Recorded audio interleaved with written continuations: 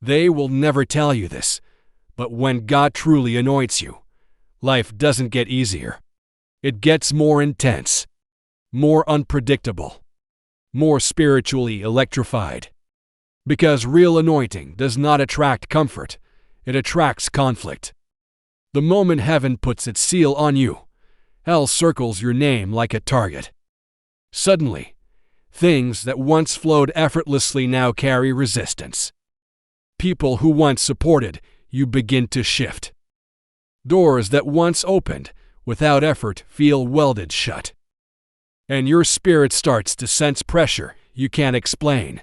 You begin asking the question that every chosen vessel eventually whispers: why did everything change the moment I said yes to God? And the answer is simple. You didn't fail. You didn't mishear God. You didn't step out of alignment. You just became a threat. Every shaking, every storm, every unexpected attack isn't a breakdown. It's confirmation that you are dangerously anointed. Now, let's go deeper into what that truly means and uncover the 5 undeniable signs that heaven has marked you and hell is trying desperately to stop you. Sign 1. Intense warfare with nitrogen monoxide logical cause. Let's be honest. There are battles you've been facing lately that make no sense. You didn't do anything wrong. You didn't open any spiritual doors. You didn't drift away from God. And yet, you feel a heaviness you can't explain. A pressure that sits on your shoulders for no reason. A wave of anxiety that hits out of nowhere. Spiritual attacks that feel random but targeted. Why? Because when you're dangerously anointed, you don't have to do anything for the enemy to notice you. Your presence is the threat. Your calling shakes the kingdom of darkness. Your worship disturbs every demon assigned to your destiny. Your obedience echoes louder in the spiritual realm than in the physical. The enemy does not waste resources attacking the ordinary. He reserves his warfare for those who are carrying oil. When you start waking up drained after a full night's rest, when you feel tension in your spirit while your life looks fine externally, when you sense invisible pressure but can't point to the cause, that is spiritual recognition. Ephesians 6:12 warns us, we wrestle not against flesh and blood. It's not the people around you. It's the assignment within you. The enemy sees something rising in you before you see it.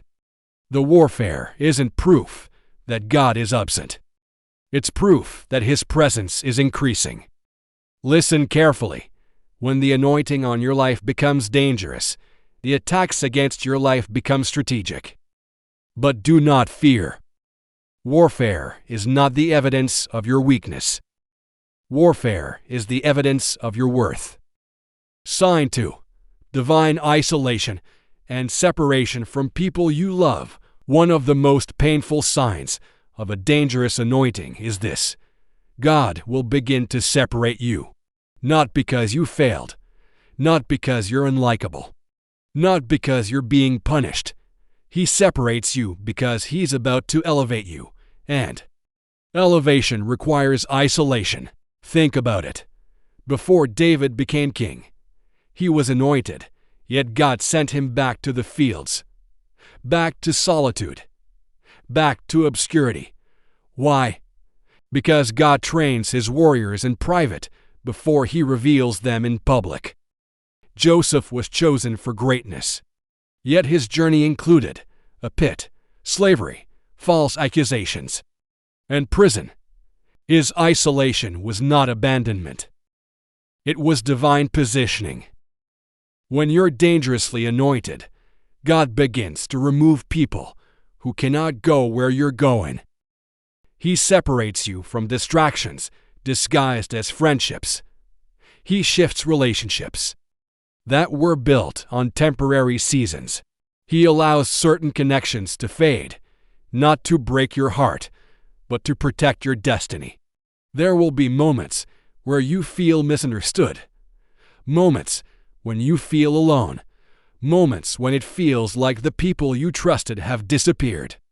But hear this: heaven isolates what heaven intends to elevate. Your loneliness is not a sign that God has left you. It's a sign that God is dealing with you. You are being refined. You are being purified. You are being shaped for something too heavy for your old environment. Isolation isn't God taking people from you. It's God pulling you toward Him. And when the time comes, the same people who walked away will look back and say, "I didn't realize that God was hiding you to protect you." Sign 3. Relentless attacks on your mind and emotions. When the enemy cannot steal your calling, he attempts to steal your clarity. He knows he can't stop what God has ordained, so he tries to overwhelm the vessel God is using. This is why your mind has been under attack. This is why emotions have felt unpredictable. This is why you've wrestled with heaviness that has no explanation. Your thoughts become louder than your prayers. You start doubting what God already confirmed. Fear creeps in even when nothing in your life is actually going wrong. This is not mental weakness. This is strategic spiritual warfare. Even Elijah, one of the most powerful prophets in the Bible, this is strategic spiritual warfare. And immediately after, he sank into despair and ran into the wilderness begging God to take his life. How does someone go from miracle-working glory to emotional exhaustion overnight? Because spiritual highs often attract mental lows. The enemy knows that if he can drain your mind, he can delay your momentum. If he can exhaust your emotions, he can distract you from your assignment. But here's the truth: the battle in your mind is often the sign that your breakthrough is near. Philippians 4:2-7 says the peace of God will guard your heart and mind. Why would you need a guard unless something was trying to attack you? Your mind is under attack because your future is powerful. Your emotions are targeted because your purpose is real. You may feel tired, but you are not defeated. You may feel overwhelmed, but you are not abandoned. You may feel confused, but your calling is clear in the eyes of heaven. You are dangerously anointed, and the enemy is trying to tire you out before you reach what God has already prepared. Sign for unexplainable delays, blocked doors, and divine slowdowns. When you are anointed for something significant, God will not allow you to enter just any opportunity, align with just any partnership, or walk through just any open door. Delay is not denial. Delay is divine protection. You may pray for something and watch it fall through. You may work for something and see it collapse. You may expect something and God suddenly pauses it. And you start wondering, "Lord, did I miss something? Did I mess up?" But hear this clearly: some doors close because you asked God for them, but He knows what's behind them. Joseph's calling took years to unfold. He had a dream at 17, but he didn't walk into his destiny until he survived betrayal, endured slavery, handled false accusations, and experienced unforgettable delay. The delay wasn't punishment. It was development. Promotion that comes too soon becomes destruction, but promotion that comes through God's timing becomes destiny. When God slows things down, He's not stopping your purpose, He's strengthening it. When God closes a door you desperately wanted, He is redirecting you to something safer, bigger, or more aligned. When everything seems on hold, heaven is not ignoring you. Heaven is preparing you. Your delay is actually confirmation that God is protecting your anointing from premature exposure. Sign 5. An unbreakable sense of purpose that refuses to die. Here is the final sign, the one that separates the chosen from the called. Even with all the warfare, even with all the isolation, even with all the mental battles, even with all the delays, something inside you refuses to quit. Something inside you says, I don't understand everything, but I know I'm meant for more. Even when you feel exhausted, you don't give up. Even when you cry, you don't stop believing. Even when you feel unworthy, you don't walk away from God. That is not human strength. That is not willpower. That is not personality. That is the anointing speaking. The anointing does not remove pain. It gives pain purpose. Paul said in 2 Corinthians 2:8, we are pressed on every side by troubles, but we're not crushed.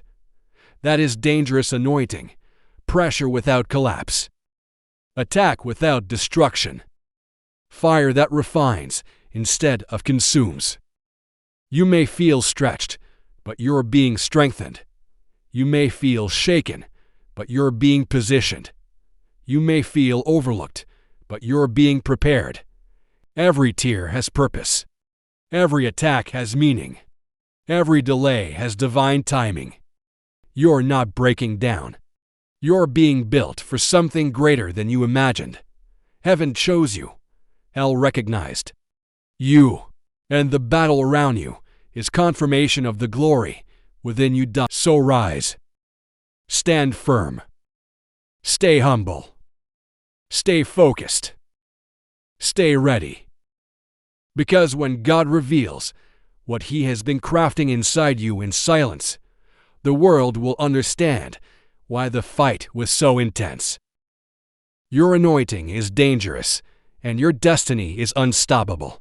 If this message spoke to your spirit, type I'm anointed in the comments, and make sure you subscribe for more messages that keep your fire burning and your purpose unshakable. If this prayer touched your spirit today, then imagine what 40 days of intentional fasting and prayer will do for your life. My new book, Heavens on Earth, is a powerful spiritual guide designed to take you step by step into deeper intimacy with God. It's not just a book. It's a 40-day transformation, a journey that opens your eyes, strengthens your faith, and unlocks breakthroughs you have been praying for. If you're ready for real change, real fire, real spiritual growth, then click the link below and begin the journey. Your life will not remain the same.